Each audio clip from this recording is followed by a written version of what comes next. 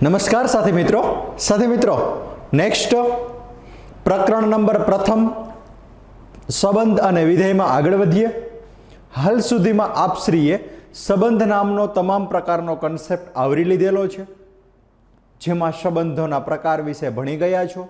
શૂન્ય સંબંધ શું છે, ખાલી સંબંધ શું છે, રિક્ત સંબંધ શું છે, બધાના શૂન્ય સંબંધના અલગ અલગ નામ બોલ્યો। નેક્સ્ટ સાર્વત્રિક સંબંધ શું છે। નેક્સ્ટ તમે ભણ્યા સંબંધોના પ્રકારમાં મેઇન તમારો સ્વવાચકતા દર્શાવતો સંબંધ, સમિતતા દર્શાવતો સંબંધ, પરંપરિતતા દર્શાવતો સંબંધ અને ત્રણેય સંબંધને આધારે તમે સામ્ય સંબંધ છે કે નહીં, તો આ બધા કન્સેપ્ટ હાલ સુધીમાં તમે આવરી લીધેલા છે। તો નેક્સ્ટ સંબંધ પછીનો પાર્ટ આગળ વધારીએ અને હવે ભણીએ વિધેય વિશે। કોના વિશે વાત કરી રહ્યો છું? હવે વિધેય વિશે। ઓકે, હવે વાત કરીએ વિધેય। તો ચાલો, વિધેય માટે શું? તો વિધેય માટે હું વાત કરી રહ્યો છું ત્યારે વિધેય માટે ઓકે, નેક્સ્ટ વાત કરું છું વિધેય। વિધેય માટે તમારી પાસે ફંક્શન કંઈક હશે ક્યાંકથી ક્યાંક સુધી વ્યાખ્યાયિત। એક્સ છે એ ગણ એક્સ થી ગણ વાય પર વ્યાખ્યાયિત। ચાલો, ગણ એક્સ થી ગણ વાય પર વ્યાખ્યાયિત। તો આમાં તમે આને શું નામ આપતા હતા તમને યાદ જ હશે। આને કહેવાય પ્રદેશ અને આને કહેવાય સહપ્રદેશ, બરાબર છે? આને કહેવાય પ્રદેશ, આને કહેવાય સહપ્રદેશ। આ તમારું વિધેય થયું। વિધેયમાં અહીંથી તમારે એક્સની કિંમતો લેવાની હોય। ધારો કે તમારું વિધેય હોય વાય બરાબર એફ એક્સ, તો તમારા એક્સની કિંમત અહીંથી પ્રદેશમાં અહીંયા મૂકવાની હોય।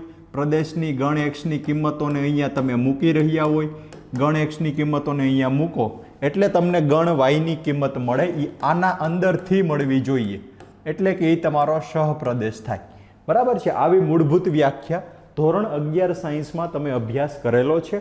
એમાંય તમે અલગ અલગ પ્રકારના સંબંધો ભણ્યા છો, જેમાં તમે અલગ અલગ પ્રકારના વિધેયમાં પહેલું તમે તદ્દેવ વિધેય ભણેલા હશો। તદ્દેવ વિધેય એટલે શું? તો કે તદ્દેવ વિધેય એટલે એફ એક્સ બરાબર એક્સ નામનું વિધેય છે, આને કહેવાય તદ્દેવ વિધેય। એફ એક્સ બરાબર એક્સ નામના વિધેયને તદ્દેવ વિધેય કહેવાય। એટલે કે આ તમારો પ્રદેશ હોય એટલે કે તમારે એક્સની કિંમતો અહીંથી મૂકવાની હોય અને અહીંયા તમારો સહપ્રદેશ આવે, વિસ્તાર આવે, બરાબર છે? તો તમે એક મૂકો તો સામે તમારો અહીંયા એક મૂકો તો આન્સર 1 મળે, 2 મૂકો તો તમારો આન્સર 2 આવે, 3 મૂકો તો તમારો આન્સર 3 આવે। આને કહેવાય તદ્દેવ વિધેય। આવા અલગ અલગ પ્રકારના વિધેય તમે ભણેલા છો। નેક્સ્ટ તમારે માનાંક વિધેય કંઈક ભણવાનું હતું, જે 11મા સાયન્સમાં ભણેલા છો એની જ વાત કરું છું। નેક્સ્ટ તમે માનાંક વિધેય વિશે ભણેલા છો। માનાંક વિધેય શું? તો કે એની વ્યાખ્યા થાય એફ એક્સ બરાબર માનાંકમાં એક્સ થાય। ઓકે, આમાં તમે અહીંયા અલગ અલગ પ્રકારની કિંમતો મૂકો અને અહીંયા તમને મળે। ધારો કે તમે -2 મૂકો તો અહીંયા તમારો આન્સર +2 આવે। ધારો કે તમે -1 મૂકો તો +1 આવે, 0 મૂકો તો 0 આવે, 1 મૂકો તો 1 જ આવે, +2 મૂકો તોય +2 જ આવે। માનાંકની અંદર મૂકવાની વાત કરું છું। જો તમે અહીંયા -2 મૂકો તો +2 થઈ જાય, માનાંક છે એટલે। -1 મૂકો તો +1 થઈ જાય, 0 મૂકો તો 0 રહીએ, +1 મૂકો તોય +1 રહીએ, અને આવી રીતે તમારું વિધેય આવશે। આવી રીતે અલગ અલગ પ્રકારના વિધેયો આપણે ઘણાય ભણેલા છીએ। હવે ફક્ત એના નામાંકરણ આપી દઉં તો તદ્દેવ વિધેય ભણ્યા છો, ધોરણ 11માં જોઈ લેવું। માનાંક વિધેય ભણ્યા છો, એ પણ જોઈ લેવું।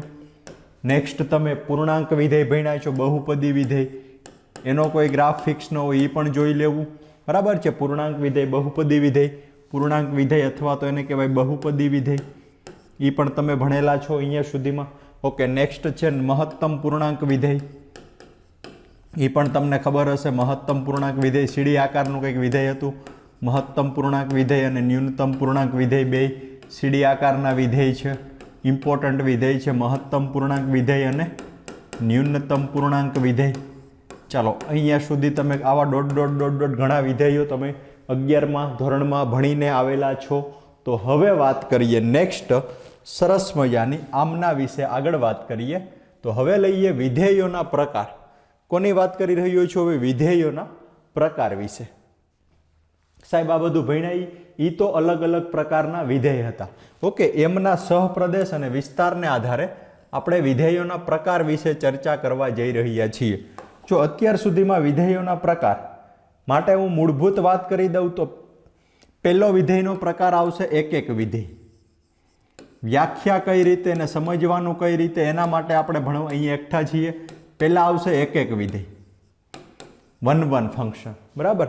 અને બીજો પ્રકાર આવશે વ્યાપ્ત વિધેય. એક એક વિધેય અને વ્યાપ્ત વિધેય. એક એક વિધેય અને વ્યાપ્ત વિધેય છે એના મૂળભૂત બે પ્રકાર છે. આની વ્યાખ્યા અને બીજાની વ્યાખ્યા આપણે પાઠ્યપુસ્તકને આધારિત જ આપી દઈએ. તો એક એક વિધેય અને વ્યાપ્ત વિધેયની વ્યાખ્યાઓ કંઈક આવી રીતે છે. પહેલી વ્યાખ્યા લઈએ એક એક વિધેયની, બરાબર. પ્રથમ વ્યાખ્યા લઈએ એક એક વિધેયની. ચાલો વ્યાખ્યા લઈએ એક એક વિધેયની. વિધેયના પ્રકારમાં પહેલો પાઠ એક એક વિધેય શું છે એને આપણે ડિટેલમાં સમજશું જ, અહીંયા જ સમજશું. એટલે અહીંયા જ ધ્યાન આપશો જી. વ્યાખ્યા નંબર એવી છે કે એફની અંતર્ગત એક્સના ભિન્ન ઘટકો, જો એફને અંતર્ગત તમે એક્સની કિંમતો લ્યો અને એના પ્રતિબિંબ ભિન્ન હોય, વાય ભિન્ન હોય, અલગ અલગ પ્રતિબિંબ મળે. પ્રતિબિંબ એટલે કિંમત. તમે એક્સની કિંમત મૂકો અને તમને વિધેયની કિંમત મળે એને પ્રતિબિંબ કહેવાય. એ તમને ભિન્ન મળે તો એફને એક એક વિધેય છે એમ કહેવાય. શું સાહેબ કેવા શું માગે છે જરાક સમજાવો ને. તો સાથી મિત્રો કેવા એવું માગે છે કે આ એક એક વિધેય છે એટલે કે જો આ એક એક છે કે નહીં એ ચેક કરવા માટે fx બરાબર 3x છે એ એક એક છે કે નહીં, બરાબર. એના માટે તો અહીંયા ચાલો હું લઈ લઉં 1 2 -2 અને -1, બરાબર. ઓકે, અને અહીંયા એનો આન્સર લખીએ. ઓકે, આ તમારો પ્રદેશ x છે, અહીંયા તમારો પ્રદેશ x છે, અહીંયા તમારો સહ પ્રદેશ એટલે કે y બરાબર fx છે, y બરાબર fx છે, બરાબર. પ્રતિબિંબ અહીંયા મળશે. એક અહીંયા મૂકો તો તમારો આન્સર આવે 3. એક અહીંયા મૂકો તો તમારો આન્સર આવે 3, બરાબર છે. એક ત્યાં મૂકો તો તમારો આન્સર આવે 3. બે અહીંયા મૂકો, આ બેને અહીંયા મૂકો, બેને અહીંયા મૂકો એટલે 3 દુ ને 6 તમારો આન્સર આવે. -2 ને અહીંયા મૂકો તો -6, -1 ને અહીંયા મૂકો તો -1 ને અહીંયા મૂકો તો -3. એટલે કે 1 2 -2 -1 માટે આપેલું વિધેય એક એક છે. એટલે કે એકનું પ્રતિબિંબ 3 છે, બીજા કોઈનું પ્રતિબિંબ રિપીટ થતું નથી. એટલે કે એકનું પ્રતિબિંબ એક એક અનન્ય પ્રતિબિંબ મળે છે. દરેકનું પ્રતિબિંબ અલગ અલગ છે, ભિન્ન છે. લખી નાખો અહીંયા, દરેક ઘટકનું પ્રતિબિંબ ભિન્ન છે. દરેક ઘટકનું પ્રતિબિંબ ભિન્ન છે. દરેક ઘટકનો આન્સર પ્રતિબિંબ છે એ ભિન્ન છે. ભિન્ન છે એટલે અલગ છે. તો આપેલું વિધેય એક એક વિધેય છે. આપેલું વિધેય એક એક વિધેય છે. આપેલું વિધેય એક એક છે. સાહેબ એક એક ન હોય એવું ઉદાહરણ આપો. તો ધારો કે અહીંયા હું લઈ લઉં x². શું લઈ લઉં છું અહીંયા? x². આ તમારું વિધેય છે. ચાલો આગળ વધારીએ. x².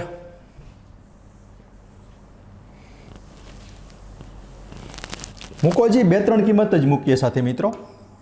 -1 0 અને 1 મૂકીએ અને એમનો અહીંયા પ્રદેશ કહેવાય, કારણ કે અહીંયા તમે એક્સની કિંમત વિચારો છો. અહીંયા તમારો સહ પ્રદેશ આવશે, બરાબર. -1 અહીંયા મૂકો તો -1 સ્ક્વેર +1 થાય, +1 થાય. એટલે -1 આગળ આન્સર +1 આવે. 0 અહીંયા મૂકો તો 0 સ્ક્વેર 0 થાય, તો અહીંયા લખી નાખીએ 0. +1 અહીંયા મૂકો તો +1 સ્ક્વેર 1 થાય. પ્રતિબિંબ ભિન્ન નહીં, પ્રતિબિંબ સમાન આવ્યું. આનો પડછાયો 1 છે, આનો આન્સર 1 છે. તો અહીંયા શું કહી શકાય કે એક્સના ઘટકોના પ્રતિબિંબ ભિન્ન નથી, એક્સના ઘટકોના પ્રતિબિંબ સમાન છે. એક્સના ઘટકોના પ્રતિબિંબ, બેના પ્રતિબિંબ સરખા આવ્યા, પ્રતિબિંબ સમાન છે, ભિન્ન નથી, સમાન છે. તો આપેલું વિધેય એક એક નથી. એક એક નથી તો એક એક નથી એને શું કહેવાય? એક એક છે એવું આગળ હતું, અહીંયા એક એક નથી. એક એક નથી તો એને શું કહેવાય? અન્યથા એક એક ન હોય અને અનેક એક વિધેય કહેવાય. શું કહેવાય? અનેક એક વિધેય છે. લ્યો, આવું થઈ ગયો તમારો આન્સર, અનેક એક વિધેય છે. આ થઈ ગયો તમારા એક એક વિધેયની વ્યાખ્યા અને એમનો કન્સેપ્ટ. અહીંથી તમારે દરેક માટે અનન્ય પ્રતિબિંબ મળે, ભિન્ન પ્રતિબિંબ મળે, અલગ અલગ પ્રતિબિંબ મળે તો એક એક છે, અન્યથા નથી. આગળ વધીએ. નેક્સ્ટ પાર્ટ તમને મેં કીધો તો એ છે બીજો, સેકન્ડ પાર્ટ. એ છે તમારા વિધેય માટે વ્યાપ્ત વિધેયની વ્યાખ્યા. કોની વ્યાખ્યા? તો કે વ્યાપ્ત વિધેયની વ્યાખ્યા. વ્યાપ્ત વિધેયની વ્યાખ્યા તમે અહીંયા વાંચો તો તમને એવું જોવા મળશે કે y નો પ્રત્યેક ઘટક. હવે આ y શું છે? તો અહીંયા આવે x2y છે ને, એમાં હવે તમારે y નો દરેક ઘટક, આ y છે, આ y છે, ખાસ અહીંયા ધ્યાન આપજો, આ y છે, વાયનો દરેક ઘટક એ એક્સના ઘટકનું અંતર્ગત પ્રતિબિંબ, એટલે કે વાયનો દરેક ઘટક છે એ કોઈકની સાથે તો જોડાયેલો હોવો જ જોઈએ. એ આમે સામેની બાજુ આ સાઈડ કોઈકની સાથે તો જોડાયેલો હોવો જ જોઈએ, તો એને વ્યાપ્ત વિધેય કહેવાય. એક એક સાથે આને કોઈ રિલેશન નથી, ભેગું પણ કરવું નહીં, એક એક વસ્તુ જ અલગ છે. એમાં તમારે એક્સના દરેકના ઘટક રિપીટ ન આન્સર રિપીટ ન થવા જે એ જોવાનું છે. આમાં એવું કંઈ જોવાનું નથી. આમાં છે એ વાયનો દરેક ઘટક એક્સ સાથે સંકળાયેલો હોવો જોઈએ. એક વાર, બે વાર કે 50 વાર એનો કોઈ મતલબ નથી. વાયનો દરેક ઘટક સંકળાયેલો હોવો જોઈએ. સાદી અને સિમ્પલ ભાષામાં સારી દોરીને હું સાહેબ કહી દઉં તો ધારો કે આ તમારો પ્રદેશ અને સહપ્રદેશ છે. અહીંયા 0, 1, 2 છે, અહીંયા 2 અને 3 છે, તો 2, 0, 2, 1 અને 2, 2. તો જોઈ લ્યો આ દરેક ઘટક સામે કોકની હારે સંકળાયેલો છે. તો આ છે એ વ્યાપ્ત છે. હવે રિપીટ છે કે નહીં તમારે નથી જોવાનું, વ્યાપ્ત છે, દરેક ઘટક સંકળાયેલો છે. હવે તમે ક્યાંક આવું લખો કે અહીંયા 1, 2, 3, 4, 5, અહીંયા તો ઘણી બધી કિંમત 0, 1, 2, 3, 4, 5 અને 6. ચાલો 1 સાથે 2, 2 સાથે 3, 3 સાથે 4, 4 સાથે 5, 5 સાથે 6. તો દરેક ઘટક છે એ આમાં સંકળાયેલો છે નહીં. આ બે ઘટક છે એ કોઈ સાથે સંકળાયેલા નથી, તો આપેલું વિધેય વ્યાપ્ત વિધેય નથી. લ્યો, આ વ્યાપ્ત વિધેયની વ્યાખ્યા, વ્યાપ્ત વિધેય નથી. આના દરેક ઘટક કોઈક સાથે તો સંકળાયેલા હોવા જ જોઈએ, તો વ્યાપ્ત છે, અન્યથા વ્યાપ્ત નથી. બહુ સાદી અને સિમ્પલ વ્યાખ્યાઓ છે. આમને આધારિત જ આપણે થિયરીના દરેક ક્વેશ્ચન્સને અભ્યાસ કરીશું. મેઇન તમારું વિધેય આ થશે, એક વિધેય અને વ્યાપ્ત વિધેય. એક વિધેયમાં તમારે એક્સની કિંમતોમાં પ્રતિબિંબ રિપીટ થવું ના જોઈએ, પ્રતિબિંબ ભિન્ન હોવું જોઈએ. અહીંયા વાયનો દરેક ઘટક અંતર્ગત પ્રતિબિંબ ધરાવતો હોવો જોઈએ, વ્યાપ્ત છે અને વ્યાપ્ત નથી. બસ આને આધારિત જ પછીનું તમારું સરસ મજાનું સ્વાધ્યાય છે. તો આમાં તમે ઓળખી શકો છો. જુઓ તો આમાં 1 સાથે A, 2 સાથે B, 3 સાથે D, 4 સાથે C, દરેકના આન્સર અલગ અલગ છે. તો પહેલું છે એ તમારું એક છે એમ કહેવાય. આનો આન્સર લખી નાખું કે આપેલ વિધેય એક છે, એક છે.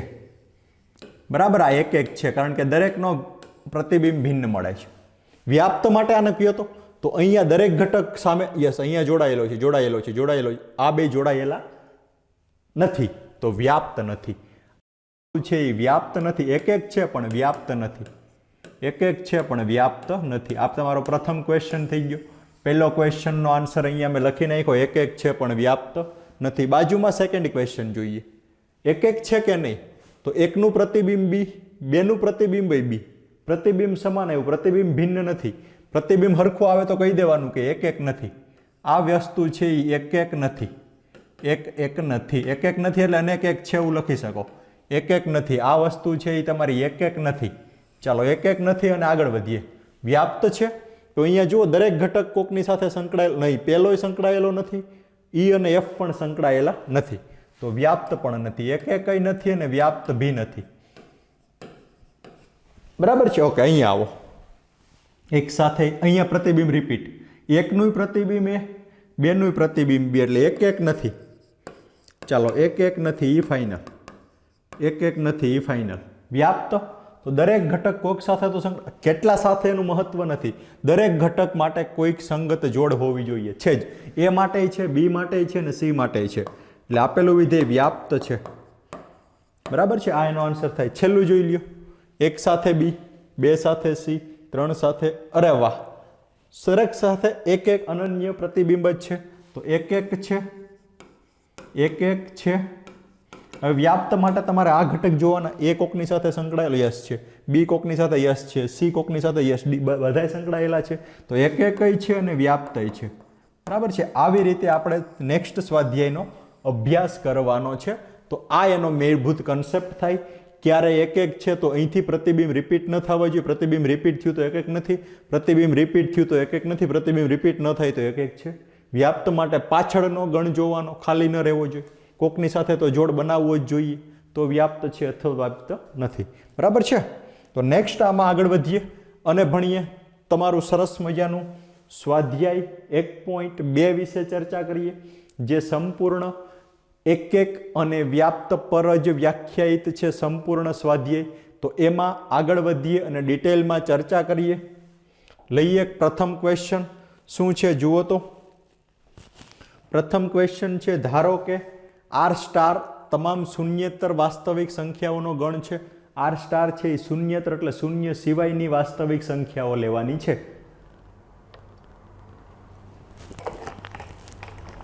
તો સાબિત કરો કે f R star to R star અને એફ એક્સ બરાબર 1/x બરાબર છે. F R star to R star.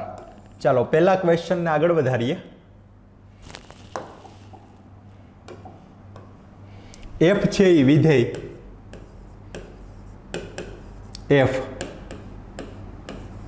R star to R star પર છે. આર સ્ટાર છે એ શૂન્ય સિવાયની ગમે તે સંખ્યા લઈ શકો છો. વિધેય શું છે તો કે એફ એક્સ બરાબર 1/x છે. એફ એક્સ બરાબર 1/x. દાખલો કઈ રીતે ગણવો, થિયરી શું છે એક ક્વેશ્ચનમાં બધું સમજાવી દઈશ, એટલે ખાસ અહીંયા જ ધ્યાન આપી દેજો. બરાબર છે. એફ એક્સ બરાબર 1/x છે એ તમારું વિધેય છે અને એક છે અને વ્યાપ્ત છે કે નહીં એ ચકાસો. બરાબર, ઓકે. ચાલો, આર સ્ટાર એટલે શૂન્ય સિવાયની કોઈ પણ સંખ્યા લઈ શકો છો. હવે આમના માટે તમારે શું કરવાનું ખબર છે? તમારે રીત એક, fx1 બરાબર fx2 લેવાનું. x1 અને x2 ભિન્ન છે એવું લઈ લેવાનું. તો એવી સંખ્યા મને મળે છે કે x1 નું પ્રતિબિંબ અને x2 નું પ્રતિબિંબ સમાન મળે છે. જો એવું થઈ જાય, એવું જ થઈ જાય તો તમે કહી શકો કે આપેલ વિધેય એક છે. બરાબર, fx1 બરાબર x2 તો 1/x1 બરાબર fx1 એટલે 1/x1 અને fx2 એટલે 1/x2. બરાબર, તો આના ઉપરથી તમે શું કહી શકો? તમે કહી શકો કે x1 બરાબર x2. આવું ક્યારે થાય? જો તમે અહીંયા બે સરખી કિંમતો લખો ને તો જ.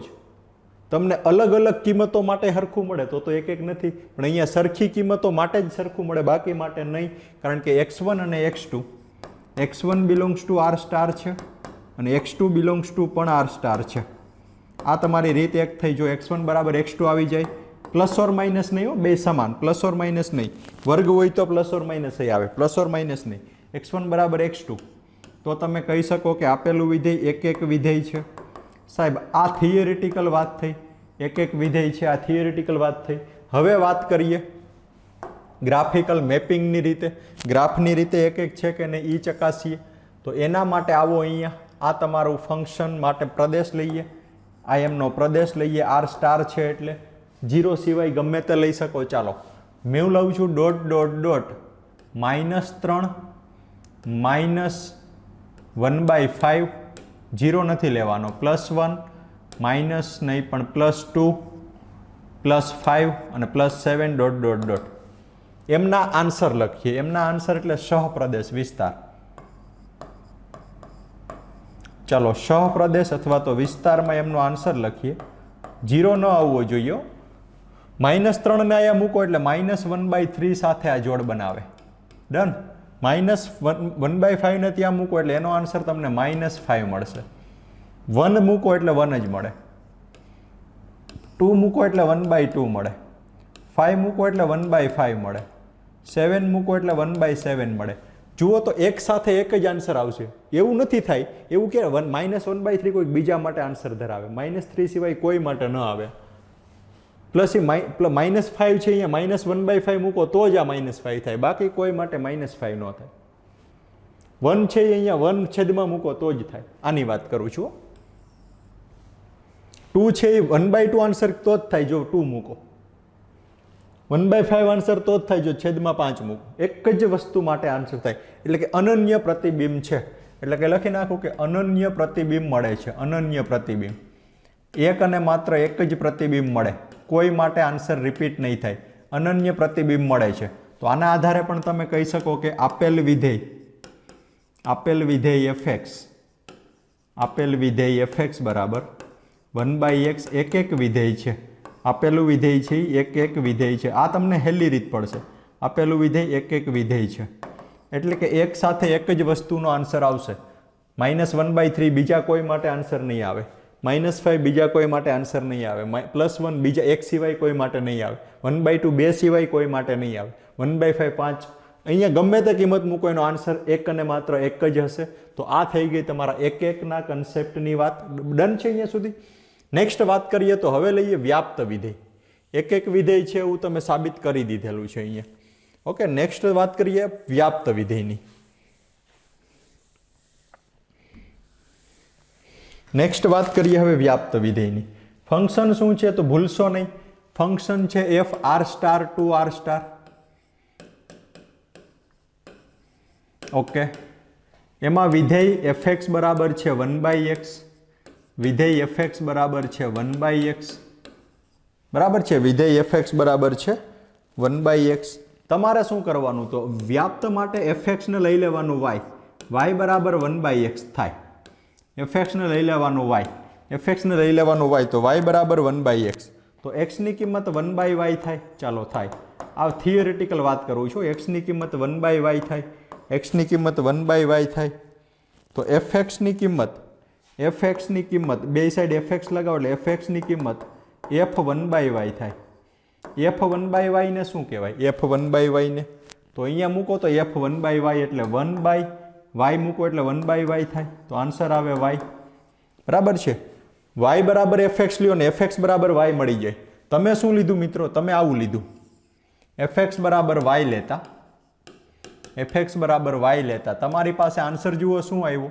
આન્સર આવ્યો એફ એક્સ બરાબર y, એટલે કે y બરાબર એફ એક્સ જ પાછો આવી જાય. આન્સર પાછો એ જ આવી જાય, y બરાબર એફ એક્સ. બરાબર છે, y બરાબર એફ એક્સ. તો ફાઇનલી તમે કહી શકો કે આપેલ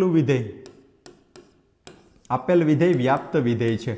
આપેલ વિધેય શું છે તો કે વ્યાપ્ત વિધેય છે.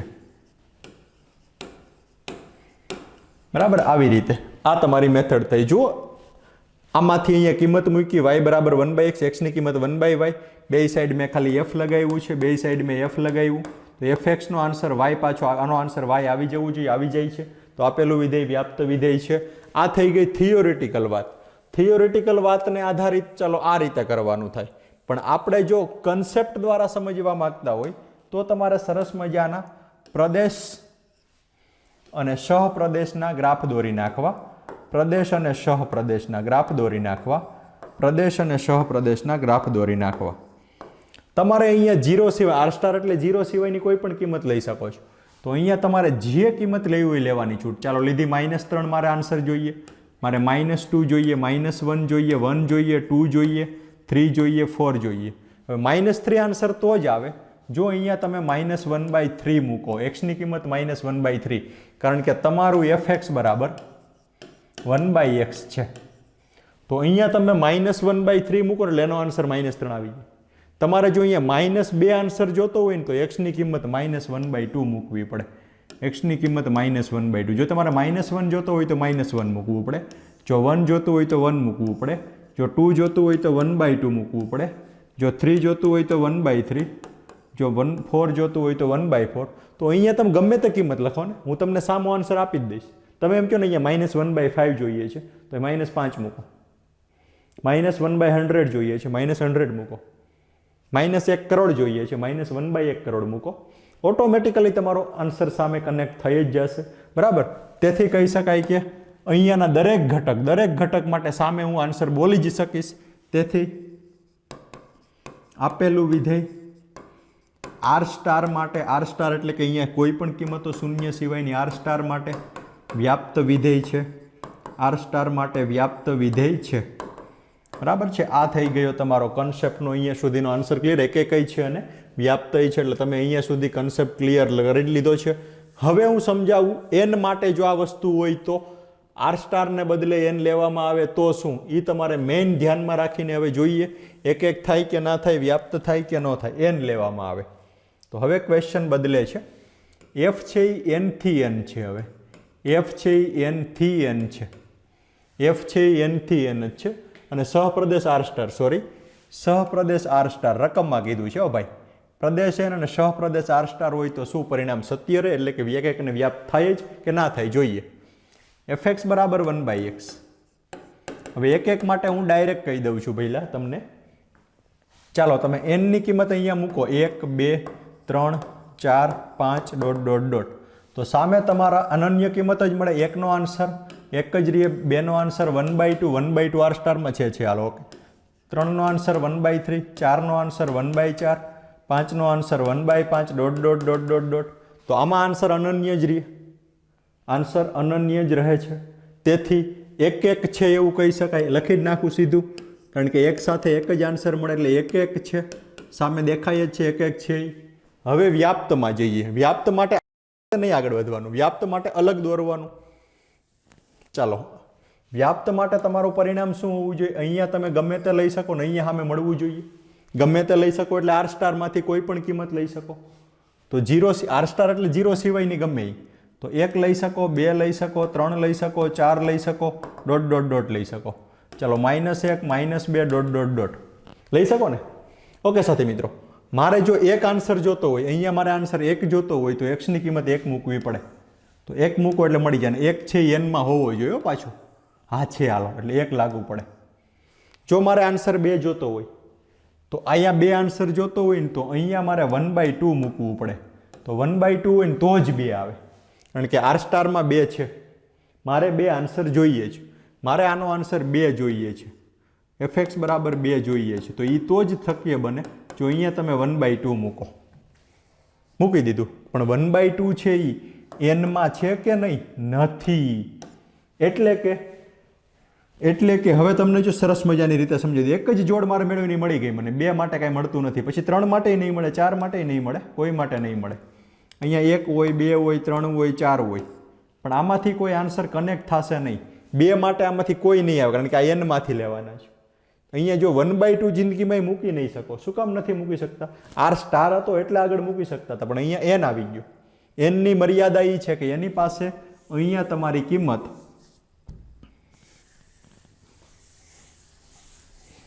સમજાવીને લખી નાખીએ કે એની પાસે મર્યાદા એવી છે કે અહીંયા તમારી કિંમત 1 2 3 4 ડોટ ડોટ ડોટ જ હોય. પણ અહીંયા તમે અવનવું પ્રગટ કરી દો કે સાહેબ મારે હવે 1/1 જોઈએ છે, 2 જોઈએ છે, 3 જોઈએ છે, 4 જોઈએ છે, 5 જોઈએ છે, પણ આ ક્યારેય મળશે જ નહીં. એક સાથે એક મળશે, 2 તમને જિંદગીમાં કાંઈક સામે મળશે જ નહીં. કારણ કે અહીંયા તમે ક્યારેય 1/2 મૂકી શકવાના નથી, કારણ કે પ્રદેશ તમારો આર સ્ટાર નથી. પ્રદેશ હવે તમે શું લીધો છે? એન લેવામાં આવે તો તકલીફ પડે.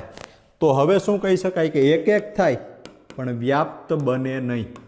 એટલે આન્સર એનો એ જ ન રહે, આન્સર બદલી જાય. એટલે આવું તમારે એક જોડ પકડી લેવાની. જો ત્રણેય જિંદગીમાં નહીં મળે, કારણ કે 3 માટે અહીંયા 1/3 હોવો જોઈએ, નથી. 4 તો જ આન્સર આવે જો અહીંયા 1/4 હોય તો જ સામે કનેક્ટ થાય. 5 આન્સર તો જ આવે જો અહીંયા 1/5, પણ અહીંયા ક્યાંય આન્સર તમારી કનેક્ટ થશે નહીં. એટલે આપેલું વિધેય વ્યાપ્ત વિધેય પણ નથી. પરિણામ સત્ય રહેશે નહીં, પરિણામ બદલી જશે, અસત્ય થઈ જશે. જો તમે આર સ્ટારની જગ્યા ખાલી એનથી બદલાવી નાખો તો આ હતી તમારી એક અને વ્યાપ્તની સંપૂર્ણ વાત. ખાસ સમજીને ગણજો એટલે તમારા માટે પણ ઇઝી રહેશે. નેક્સ્ટ ક્વેશ્ચન નંબર 2, એમાં લઈએ પ્રથમ પ્રશ્ન સાથે મિત્રો. પ્રથમ પ્રશ્ન શું છે? તો પ્રથમ પ્રશ્ન છે તમારો વિધેય f n થી n છે. વિધેય f n થી n પ્રાકૃતિક સંખ્યાઓમાંથી જ લેવાનું છે અને તમારું વિધેય fx બરાબર x નો વર્ગ છે. વિધેય fx બરાબર x નો વર્ગ છે. બરાબર છે? ઓકે, આગળ વધારીએ. આ તમારો પ્રથમ ક્વેશ્ચન છે. ઓકે, દોરીએ પ્રદેશ. હવે ખાલી આકૃતિથી જ હું અહીંયા એક એક છે અને એક એક વ્યાપ્ત છે એવું કહી શકીશ સીધું. એટલે આકૃતિથી જ કહી દઉં કે આ તમારો પ્રદેશ છે અને એ ગણ n છે. અહીંયા તમારો સહપ્રદેશ છે અને એ પણ ગણ n જ છે. અહીંયા લખ્યું જ હોય બધું. તમારો સહપ્રદેશ પણ ગણ n છે. બરાબર છે? ઓકે, પ્રદેશમાં ગણ n એટલે 1 લઈ શકો, 2 લઈ શકું, 3 લઈ શકું, 4 લઈ શકું, 5 લઈ શકું, 6 7 8 9 10 અને ડોટ ડોટ ડોટ. એવી રીતે સહપ્રદેશમાં 1 લઈ શકું, 2 લઈ શકું, 3 લઈ શકું, 4 5 6 7 8 9 10 11 12 13 14 15 16 ડોટ ડોટ ડોટ. ચાલો, ડોટ ડોટ ડોટ. હવે fx બરાબર x સ્ક્વેર છે. fx બરાબર x સ્ક્વેર. તો જો તમે 1 મૂકો તો 1 નો વર્ગ 1 થાય. જો તમે 2 મૂકો તો 2 નો વર્ગ 4 થાય. જો તમે 3 મૂકો તો 3 નો વર્ગ 9 થાય. જો તમે 4 મૂકો તો 4 નો વર્ગ 16 થાય. 5 મૂકો તો 25 આવશે કેક. 6 મૂકો તો 36 આવશે. 7 મૂકો તો 49 આવશે. 8 મૂકો તો યસ 64, 9 મૂકો તો 81, 10 મૂકો તો 100 ડોટ ડોટ ડોટ. એટલે બધાય માટે અનન્ય અને એક માત્ર વર્ગ મળે. સમજાઈ ગયું? તો એક છે, સાદી ને સિમ્પલ ભાષામાં આન્સર લખી નાખું કે દરેક માટે અનન્ય પ્રતિબિંબ મળે છે. તેથી fx બરાબર x સ્ક્વેર, fx બરાબર x સ્ક્વેર એ પ્રદેશ n માટે, એ પ્રદેશ કેપિટલ N માટે એક છે. પ્રદેશ n માટે એક છે. ક્લિયર છે? એક છે, એ થઈ ગયું ક્લિયર. એટલે લખી નાખું કે આપેલું વિધેય એક છે. હાલો એક છે એ ફાઇનલ. હવે વ્યાપ્તની વાત કરીએ તો વ્યાપ્ત માટે શું હોય? તો અહીંયા n ની દરેક કિંમત માટે સામાન્ય જવાબ હોવો જ જોઈએ. એક માટે જવાબ છે, અહીંયા એક જોતું હોય ને તો 1 નો વર્ગ 1 થાય. હવે અહીંયા 2 છે એ કોઈ સંખ્યાનો વર્ગ થાય? ન થાય. √2 નો થાય. પણ √2 આમાં ક્યાં છે? નથી. તમારી પાસે તો આ જ છે, આમાં √2. એટલે 2 છે એ કોઈ સાથે સંકળાય એમ નથી. જુઓ, 2 છે એ એકલો અટુલો છે. આવું તો 3 એકલો અટુલો છે, 5 એકલો અટુલો છે, 6 એકલો અટુલો, 7, 8 બધા એકલા અટુલા છે. ઘણાય મળે. તો ફાઇનલી કહી શકાય કે દરેક ઘટક માટે સામે અંતર્ગત પ્રતિબિંબ મળતું નથી. સામે અંતર્ગત પ્રતિબિંબ એટલે કે દરેક માટે કોઈ સામે એવું નથી કે જે 2 સાથે જોડાઈ જાય, કોઈ એવું નથી કે જે 3 સાથે જોડાય, કોઈ એવું નથી કે જે 5 સાથે જોડાય, કોઈ એવું નથી કે જે 6 સાથે, આમાંથી કોઈ એવું મળતું છે નહીં. તેથી આપેલ વિધેય, આપેલ fx બરાબર x નો વર્ગ એ કેપિટલ N માટે વ્યાપ્ત વિધેય નથી. n ટુ n માટે વ્યાપ્ત વિધેય નથી. ભલે એક ભલે રહ્યું પણ વ્યાપ્ત છે નહીં. એટલે લખી નાખું કે એક છે પણ વ્યાપ્ત નથી. આ સરસ મજાનો થઈ ગયો તમારો ક્વેશ્ચન નંબર બીજાનો પહેલો કમ્પ્લીટ. ખાસ જોઈ લ્યો, 1 થી નહીં પણ 2 વાર જોઈ લ્યો. વ્યાપ્ત મળતું નથી પણ એક મળે છે. બરાબર, એક મળે છે પણ વ્યાપ્ત મળતું નથી. એક છે પણ વ્યાપ્ત નથી. ખાસ એ રીતે જ જોજો. નેક્સ્ટ બીજો ક્વેશ્ચન તમે જોઈ શકો છો. z થી z અને x સ્ક્વેર છે.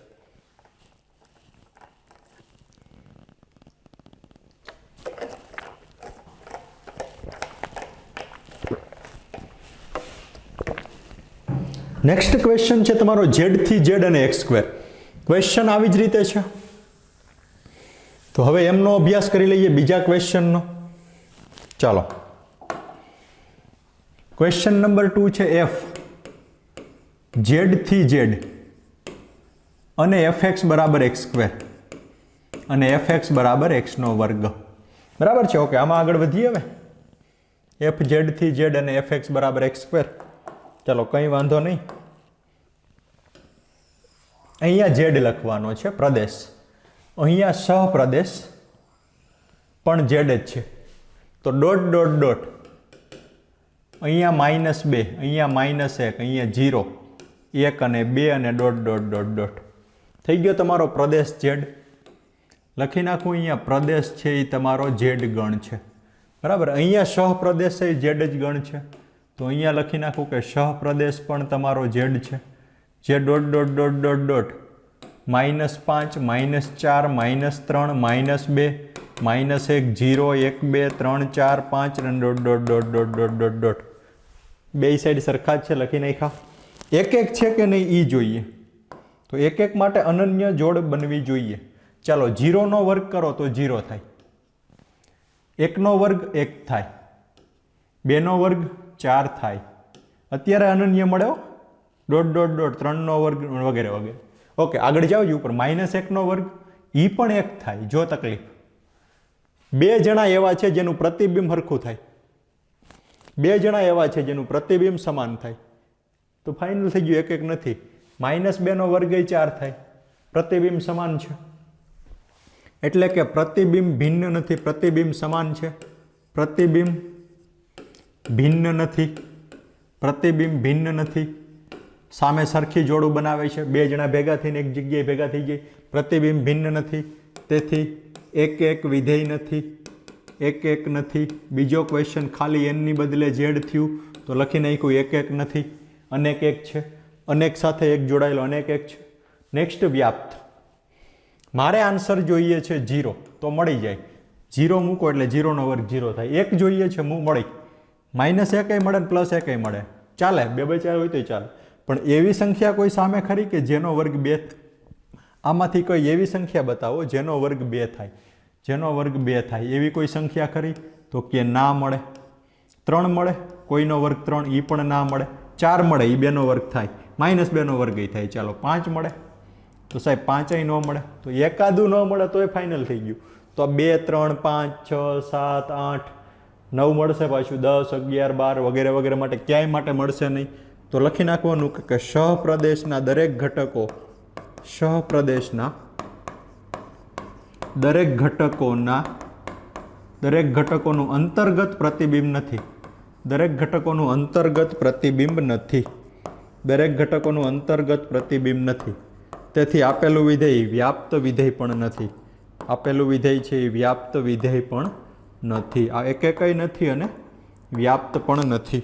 બરાબર છે. આ થઈ ગયું તમારો ક્વેશ્ચન નંબર 2.2 નો સેકન્ડ ક્વેશ્ચનનો આન્સર. બરાબર. નેક્સ્ટ આગળ વધીએ. સોરી, પહેલો પ્રશ્ન એકક છે, વ્યાપ્ત નથી. બીજો પ્રશ્ન એકય નથી, વ્યાપ્ત પણ નથી. નેક્સ્ટ R2R અને x². R2R અને x². હવે જોજો, ક્વેશ્ચન નંબર 3માં આવી જઈએ. R2R અને x². ફક્ત ત્રણેયમાં તફાવત ખાલી અહીંયા જ છે, બાકી વિધેય તો x² જ છે. ત્રીજો પ્રશ્ન R3R અને x² માં જઈએ. ચાલો ડન છે. લખી નાખીએ કે ક્વેશ્ચન નંબર 3. ક્વેશ્ચન નંબર 3 લખીએ. વિધેય f R3R, વિધેય f R3R અને fx બરાબર x નો વર્ગ. R3R એટલે તમે કોઈ પણ સંખ્યા લખી શકો છો, કોઈ પણ સંખ્યા લખી શકો છો. કોઈ પણ સંખ્યા એટલે 0, 1, 2, 3, 4 નહીં, dot dot dot dot dot લખું છું હું. -3, પછી -2, પછી -1.5, -√2, -3 આવી ગયું. -3 આવી ગયું ને. ચાલો -0.01, 0, 1/2, 1, 2, √2, ડોટ ડોટ ડોટ. ચાલે, બધું ચાલે. અને સામે સહપ્રદેશ ગમે તે ચાલે. ડોટ ડોટ ડોટ ડોટ, -9, -1, 0, -2.25 ના પ્લસ લખી નાખીએ. હાલો ઓકે, +2, 1/4 ચાલે ને ભાઈ, +4, 2, ડોટ ડોટ ડોટ ડોટ બધું ચાલે. હવે તમને ખબર જ છે કે fx બરાબર x², તો -3 નો વર્ગ સામે મળે 9, +9 ક્યાંય લખી નાખીએ. હાલો -3 નો વર્ગ 9, તો અહીંયા +3 મૂકીને ચેક કરી લેવાય, તો +3 નો વર્ગ 9 થાય. બસ આવી એક જોડ બતાવી દો એટલે કહી શકાય કે આપેલું વિધેય એકક નથી. હું કામ એનું કારણ હવે હું નહીં કહું, તમને ખબર જ છે, અનન્ય પ્રતિબિંબ નથી, એકક નથી. -2 નો વર્ગ 4 થાય, +2 નો વર્ગ 4 થાય, એકક નથી. 1 નો વર્ગ 1 થાય, -1 નો વર્ગ એકક નથી. વ્યાપ્ત એટલે કે સામે દરેક કિંમત માટે, સામેની દરેક કિંમત માટે તમને અહીંયા આન્સર મળી જાય. હા, જોઈ લેવું. 0 માટે યસ, સામે 0 મળશે. 0 માટે મળે. -2 પોઈન્ટ માટે વર્ગમૂળ 2.25 યસ મળે. +2 માટે √2 મળે હો. આનું વર્ગમૂળ 1/2 થાય, આનું વર્ગમૂળ 2 થાય, 9 નું વર્ગમૂળ 3 સામે મળે. પણ અહીંયા આવો, આનું વર્ગમૂળ શું થાય? વર્ગમૂળમાં -1. ઈ છે એ આમાં આવેલું હોય નહીં. સામેની દરેક કિંમત માટે અહીંયા અસ્તિત્વ ન ધરાવે. ધન 0 થી મોટે બધાયના તમને આન્સર મળશે. 0 થી મોટા બધાયના આન્સર મળશે. પરંતુ ઋણ કિંમતો માટે કોઈ આન્સર ન મળે. એટલે કે તમારે જો fx બરાબર -1 જોતું હોય તો એ જિંદગીમાં શક્ય ન થાય, કારણ કે fx છે એ x નો વર્ગ છે.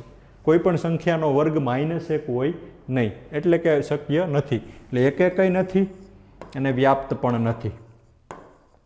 હવે એકય છે ને વ્યાપ્ત છે એવું લખવું હોય ને તો અહીંયા લખવું પડે R+2R+, એટલે કે ધન સંખ્યાઓ માટે એકય થશે અને વ્યાપ્ત થશે. એ તમારે જાતે કેલ્ક્યુલેટ કરવાનું છે. બરાબર છે? ઓકે, તો અહીંયા સુધી હતો બીજાનો ત્રીજો ક્વેશ્ચન. એકક નથી, વ્યાપ્ત પણ નથી, એકક પણ નથી અને વ્યાપ્ત પણ નથી, એકક પણ નથી અને વ્યાપ્ત પણ નથી. બરાબર છે? એક ખાલી n થી n માં જ એવું, બાકી કંઈ નથી નથી નથી જ આવે છે. પછી ક્વેશ્ચન નંબર 4 લઈએ, બીજાનો ચોથો. f n થી n છે. f છે તે n થી n છે અને fx બરાબર x³ છે. fx બરાબર x ક્યુબ છે. આ તમારો ક્વેશ્ચન નંબર ચોથો છે, બીજાનો ચોથો ક્વેશ્ચન. ચાલો એમના વિશે જ હવે ચર્ચા કરીએ, ચોથા ક્વેશ્ચન વિશે. આ ચોથો ક્વેશ્ચન છે, બરાબર. ઓકે, દોરીએ પ્રદેશ, સહપ્રદેશ ને એવું બધું. તો આ તમારે લઈએ પ્રદેશ. ચલો ડન. કંઈક આકૃતિ દ્વારા આમાંથી સરળ હોય તો પકડી લેવાય ને ભાઈ. સાહેબ મળે તો છે, જોવો તો. ઓકે, આ તમારો પ્રદેશ લઈએ, આ તમારો સહપ્રદેશ લઈએ, બરાબર. ઓકે, એમાં લખીએ સભ્યો. n થી n છે એટલે અહીંયા 1 2 3 4 5 6 7 8 9 10 અને dot dot dot dot dot. અહીંયા આમાં n જ લખવાનો છે. આ n થી n જ છે, આ n અને આ પણ n. 1 2 3 4 5 6 dot dot dot dot dot. જરૂર પડે એમ લખશું. x ઘન છે એટલે એકનો ઘન, તો એક સાથે એક જ સંગતતા આવે, એકની આવે. 2 માટે 2 નો ઘન આવે 8. 8 ને અહીંયા ક્યાંક 6, પછી ડોટ ડોટ ડોટ અને 8 લખી નાખીએ. 6 ડોટ ડોટ ડોટ 8, તો 2 માટે 8 આવશે. ડોટ ડોટ ડોટ 3 પછી 27 આવશે. ડોટ ડોટ ડોટ 4 પછી 64 આવશે, બરાબર. અને દરેક માટે એક અને માત્ર એક જ પ્રતિબિંબ મળશે. મારો દરેક ઘટક સામે એક અને માત્ર એક જ પ્રતિબિંબ સાથે જોડાશે, કારણ કે દરેક માટે ઘન મળશે મળશે અને મળશે. તો શોર્ટ અને સ્વીટ લખી નાખીએ. એક એક છે, કારણ કે પ્રતિબિંબ અનન્ય છે. પ્રતિબિંબ એક માત્ર જોડાયેલું. કોઈનો જવાબ પાછો 27 નહીં થાય ઘનનો, એટલે આવી રીતે. નેક્સ્ટ વ્યાપ્ત છે કે નહીં, તો આનો દરેક ઘટક અહીંયા જોડાયેલો. એકનું ઘનમૂળ, ઊંધું વિચારવું. ઘન છે ને, તો એકનું ઘનમૂળ 1 થાય. 2 છે એ કોઈનો ઘન થાય, કોઈનો ઘન 2 નો થાય. આમાંથી કોઈનો ઘન 2 નહીં થાય, તો 2 માટે તમને સામે કાંઈ મળશે જ નહીં. 3 છે એ કોઈનો ઘન થાય, આમાંથી ન થાય. તો ફાઇનલ થઈ ગયું, વ્યાપ્ત નથી. 2 મળે 3 મળે. તો આવો આન્સર લખી નાખવાનો કે આપેલું વિધેય વ્યાપ્ત વિધેય નથી. એક એક છે પણ વ્યાપ્ત નથી. એક એક છે પણ વ્યાપ્ત નથી. એક એક છે પણ વ્યાપ્ત નથી. એક એક છે પણ વ્યાપ્ત નથી, બરાબર છે. સેમ ટુ સેમ ઝેડ થી ઝેડનો ક્વેશ્ચન નંબર 5 છે. ક્વેશ્ચન નંબર 2 નો ક્વેશ્ચન નંબર 5.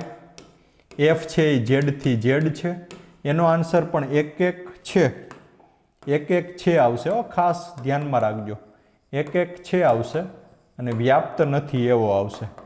એક એક છે પણ વ્યાપ્ત નથી, આવો આવશે તમારા ક્વેશ્ચન નંબર બીજાના 5માનો આન્સર. એટલે આ સંપૂર્ણ બીજો ક્વેશ્ચન અહીંયા આપણે પરિપૂર્ણ કરીએ છીએ. ખાસ ધ્યાન લગાવીને સોલ્વ કરશો. કઈ રીતે એક એક, કઈ રીતે વ્યાપ્ત, દરેક ઘટકો જોવાના એટલે વ્યાપ્ત નક્કી થાય. નેક્સ્ટ લઈએ ક્વેશ્ચન નંબર 3. સાબિત કરો કે આવું મહત્તમ પૂર્ણાંક વિધેય એક એક પણ નથી અને વ્યાપ્ત પણ નથી. કારણ તમને ખબર જ છે, જોઈ લઈએ. ચાલો, ક્યાંથી ક્યાં લેવાનું? મહત્તમ પૂર્ણાંક વિધેય r થી r જ છે, તો લખીએ f r થી r. f r થી r અને વિધેય તમારું fx બરાબર મહત્તમ પૂર્ણાંક વિધેય છે x. મહત્તમ પૂર્ણાંક વિધેય x. ચાલો, એક કંઈ નથી અને વ્યાપ્ત નથી એવું તમારે ગણીને પૂરું કરવાનું છે. r થી r છે એટલે તમે કોઈ પણ કિંમત લઈ શકો છો. હું થોડીક પોઈન્ટવાળી લખીશ. ચાલો, એની પહેલાં આપણે સરસ મજાના પ્રદેશ અને સહપ્રદેશ દોરી લઈએ. આ તમારો પ્રદેશ રાખીએ, અહીંયા તમારો સહપ્રદેશ રાખીએ, બરાબર છે. ઓકે, પ્રદેશ તમારો r છે, સહપ્રદેશ પણ તમારો r છે. કંઈ વાંધો નથી, તો આગળ વધીએ. ઓકે, અહીંયા ડોટ ડોટ ડોટ r છે એટલે હું લખી શકું છું કે r છે એટલે લખી શકું છું કે -2 -1.9 -1.1 -1 -0.1 0 1 1.1 1.2 1.9 2 2.1 3 3.9 ડોટ ડોટ ડોટ. ખબર છે તમને બધાને શું છે ને? એ સામે પણ આવું જ લખી નાખીએ. Dot dot dot dot dot -2 -1.9 -1.1 -1 0 1 2.1 2 3.1 3 dot dot dot. બરાબર છે. ઓકે, તમને બધાને એક વસ્તુની ખબર હોવી જોઈએ કે આની અંદર જો તમે 0 મૂકો તો મહત્તમ પૂર્ણાંકનો આન્સર 0 જ આવે, 1 મૂકો તો એનો આન્સર 1 જ આવે, 2 મૂકો તો એનો આન્સર 2 જ આવે, એટલે કે પૂર્ણાંક સંખ્યાનો આન્સર પૂર્ણાંક જ રહે. ક્લિયર સાહેબ? હાલો એ ડન. એટલે પૂર્ણાંકનો આન્સર પૂર્ણાંક જ રહે મહત્તમ પૂર્ણાંકમાં. પણ પોઈન્ટવાળી મૂકો એટલે કે 0.5 મૂકો તો આનો આન્સર 0.5 થી નાનો પૂર્ણાંક. 0.5 થી નાનો પૂર્ણાંક એટલે 0 કોની વચ્ચે છે? 0.5 છે એ 0.5 છે ને એ 0 અને 1 ની વચ્ચે છે, તો એનો આન્સર નાનો પૂર્ણાંક એટલે 0 આવે. એટલે આનો આન્સર તમારો આનો આન્સર શું આવે? 0 આવે. તો 0.6 હોય તો એ આન્સર 0 જ આવે. 0.99999999999 હોય તો એ આન્સર 0 જ આવે, કારણ કે 0.999 છે એ 0 અને 1 ની વચ્ચે છે. આન્સર તો 0 જ આવે, નાનો પૂર્ણાંક. બરાબર છે? તો હવે તમને ખબર પડી જ ગઈ છે. તો આગળ વધારીએ. હવે પહેલું લઈએ f-2. f-2 નો આન્સર સીધો -2. f-2 નો આન્સર સીધો -2. ચાલો કનેક્ટ થઈ ગયો. પછી લખીએ f-1.9 નો આન્સર. હવે -1.9 છે એ કોની વચ્ચે છે? જો અહીંયા 0 હોય સંખ્યા રેખા ઉપર, આ સાઈડ આવો તો -1 હોય, આ સાઈડ આવો તો -1.9 અહીંયા આવે. બરાબર ને? એ કોના વચ્ચે થાય? -2 થી -1 ની વચ્ચે થાય. નાનો પૂર્ણાંક -2 થાય એટલે -1.9 નો આન્સર પણ -2 થાય. તો -1.1 ક્યાંક આ સાઈડ જ આવે, આ બેની વચ્ચે જ આવે. નાનો પૂર્ણાંક -2 થાય તો આનો આન્સર પણ -2 જ આવે. પછી -1 છે એ તો પૂર્ણાંક છે એટલે -1 જ આવે. 0.1 એનો આન્સર એ -1 આવે. કેમ? તો પાછું દોરીએ. ચાલો આ 0, આ સાઈડ આવો તો -1, -0.1 આયા હોય -0.1. આ બેમાંથી નાની સંખ્યા એનો આન્સર થાય તો એ -1 એનો આન્સર થાય. ઓકે, 0 નો આન્સર 0 જ આવે, 1 નો આન્સર 1 જ આવે. 1.1 છે એ કોની વચ્ચે છે? વિચારો. 1.1 છે એ 1 અને 2 ની વચ્ચે છે તો એનો આન્સર પણ 1 આવે. 1.2 નો આન્સર પણ 1 આવે. 1.9 નો આન્સર પણ, કારણ કે 1.9 છે 1 અને 2 ની વચ્ચે, 2 નો આન્સર 2 આવે. 2.1 નો આન્સર પણ 2 આવે. 3 નો આન્સર 3 આવે, વગેરે વગેરે. શું 1 છે? નથી. કેમ નથી? કારણ કે પ્રતિબિંબ જુઓ, 1 2 નહીં, ઘણાય ભેગા થઈ જાય. જોડ કરો એટલે ભેગા થઈ જાય. તો ફાઇનલી થઈ ગયું કે આપેલું વિધેય 1 નથી, અનન્ય પ્રતિબિંબ નથી, ભિન્ન પ્રતિબિંબ મળે છે. સોરી, અલગ પ્રતિબિંબ, અલગ અલગ વસ્તુ માટે સમાન પ્રતિબિંબ મળે છે. એટલે 1 નથી. 1 નથી. ક્લિયર? અનેક 1 માટે આનો દરેક ઘટક સંકળાયેલો. તમારે હવે અહીંયા જવાબ, આનો જવાબ fx નો જવાબ પોઈન્ટવાળો જિંદગીમાં નો આવે, કારણ કે આના દરેકના જવાબ પૂર્ણાંક છે. દરેકના જવાબ પૂર્ણાંક છે. દરેકનો જવાબ પૂર્ણાંક છે. આ વચ્ચેવાળા કોઈ દિવસ જિંદગીમાં મહત્તમ પૂર્ણાંકમાં ગ્રાફમાં આવે જ નહીં. તો વ્યાપ્ત પણ નથી, 1 પણ નથી અને વ્યાપ્ત પણ નથી. તો આ હતો તમારો સરસ મજાનો ક્વેશ્ચન નંબર 3. 1 પણ નથી અને વ્યાપ્ત પણ નથી. બરાબર છે? તો આ થઈ ગયો તમારા ક્વેશ્ચન નંબર 3 નો ફાઇનલી આન્સર. આ ક્વેશ્ચન નંબર 3 અહીંયા પરિપૂર્ણ. સાબિત કરો કે આપેલું વિધેય fx બરાબર મહત્તમ પૂર્ણાંક x દ્વારા વ્યાખ્યાયિત વિધેય 1 પણ નથી અને વ્યાપ્ત પણ નથી. x છે એ શું છે? તો કે x થી નાનો અને x ને સમાન પૂર્ણાંકોમાં મહત્તમ પૂર્ણાંક. એટલે આપણે હમણાં વાત કરી છે આખી ગ્રાફમાં કઈ રીતે કિંમત. 1.5 નો આન્સર 1 કેમ?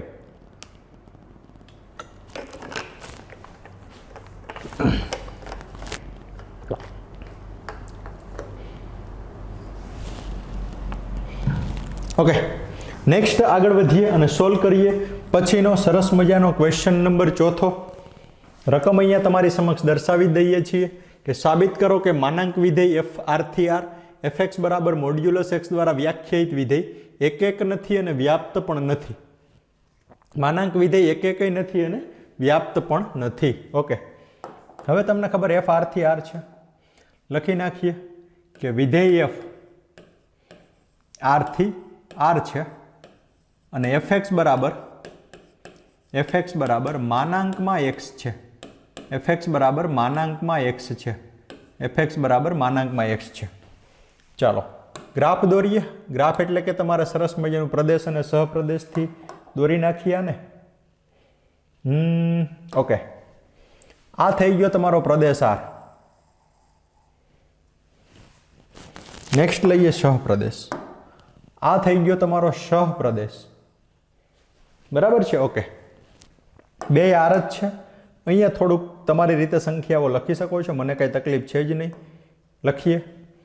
પ્રદેશ આર છે, સહપ્રદેશ પણ આર છે. આરમાં ધનય હોય, ઋણય હોય, અપૂર્ણાંકય હોય, સમય હોય, અસમય બધી લખી શકો. તો dot dot dot dot dot dot આવું લખી નાખું -1/2. ઓકે, થોડુંક મોટી સંખ્યાઓથી સ્ટાર્ટ કરીએ. -100, -78, -53/2, -4, 0, +4, +53/2, +78, ડોટ ડોટ ડોટ વચ્ચે, +100 અને ડોટ ડોટ ડોટ. સામેની સાઈડ પણ એવી જ સંખ્યાઓ લખીએ. ચાલો, ડોટ ડોટ ડોટ -100, -78, -53/2,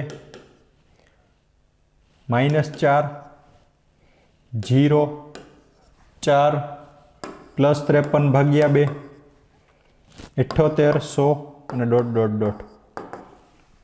ક્લિયર. તમારું વિધેય છે fx બરાબર માનાંકમાં x. -100 ઉપાડો, અહીંયા માનાંકમાં મૂકો -100 અને -100 મૂકો તો શું થાય? -100 અને -100, -100 નો માનાંક +100 થઈ જાય, એટલે કે આને કનેક્ટેડ અહીંયા થઈ જાય. ક્લિયર. ઓકે, -78 ના અહીંયા મૂકો, -78 તો આ -78 નો માનાંક +78 થઈ જાય, એટલે કે આ વસ્તુ અહીંયા કનેક્ટ થાય. ક્લિયર. ઓકે, -53/2 નો માનાંક દોરો.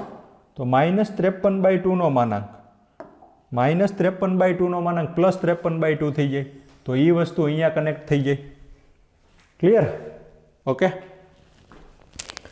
ચાલો ફરીથી આપણે કનેક્ટ કરી લઈએ, થોડુંક આછું પાતળું દોરીને. -100 નો વક્ર અહીંયા કનેક્ટ થાય, -78 નો વક્ર અહીંયા કનેક્ટ થાય, -53/2 નો વક્ર અહીંયા કનેક્ટ થાય. બરાબર છે ને? ઓકે, -4 નો વક્ર +4 કનેક્ટ થાય, કારણ કે -4 નો માનાંક +4 હોય. 0 નો માનાંક 0 થાય. ઓકે, +4 નો માનાંક +4 જ થાય. જો તકલીફ પડી, બે જગ્યાએ પ્રતિબિંબ ભેગા થયા. +53/2 નો માનાંક +53/2 જ થાય. +78 નો માનાંક +78 જ થાય. +100 નો માનાંક +100 જ થાય. તો શું કહી શકાય? આપેલી વસ્તુ જોઈને તમે કહી શકો કે એક નથી. આપેલ વસ્તુ છે એ એક તો નથી જ, કારણ કે પ્રતિબિંબ છે એ ભિન્ન નથી, સમાન છે. એક નથી, વ્યાપ્ત થાય. દરેક વસ્તુના માનાંક મળે. જો અહીંયા -2 હોય, સોરી +2, તો એનો માનાંક આ સાઈડ +2 અને -2 બે મળે. 100 હોય તો સામે -100 અને +100 બે વસ્તુ મળે એક્સમાં, આમાં. બરાબર ને? 1 કરોડ હોય તો અહીંયા -1 કરોડનો માનાંક 1 કરોડ થાય પ્લસ, પણ ઋણમાં જાવ તો -4 છે એ કોઈનો માનાંક થાય. એવી કોઈ સંખ્યા ખરી કે જેનો માનાંક કરતા તમને આન્સર -4 મળે? માનાંકનું કામ ધન બનાવવાનું છે, એટલે કે આમાં તમારે કોઈ પણ વસ્તુ ક્યારેય કનેક્ટ થશે જ નહીં, ક્યારેય કનેક્ટ થશે જ નહીં. આ બધા પ્રોબ્લેમ વાળા છે. તો ફાઇનલી થઈ ગયું કે બધી વસ્તુ કનેક્ટ થશે નહીં, એટલે કે આપેલી વસ્તુ છે એ વ્યાપ્ત વિધેય દર્શાવતી નથી, એટલે એક પણ નથી અને વ્યાપ્ત વિધેય પણ નથી.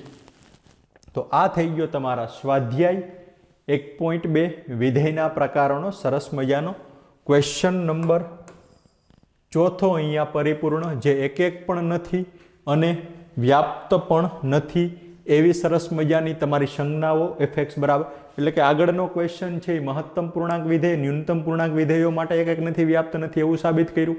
અહીંયા માનાંક વિધેય જે ધોરણ 11 બધા વિધેયો છે એને જ આપણે વિધેયના પ્રકારોમાં આવરી રહ્યા છીએ. એક છે કે નહીં, અનેક એક છે કે નહીં, વ્યાપ્ત છે કે નહીં, કે વ્યાપ્ત છે કે નહીં તેમની વાત કરી રહ્યા છીએ. બરાબર છે સાથી મિત્રો અહીંયા સુધી?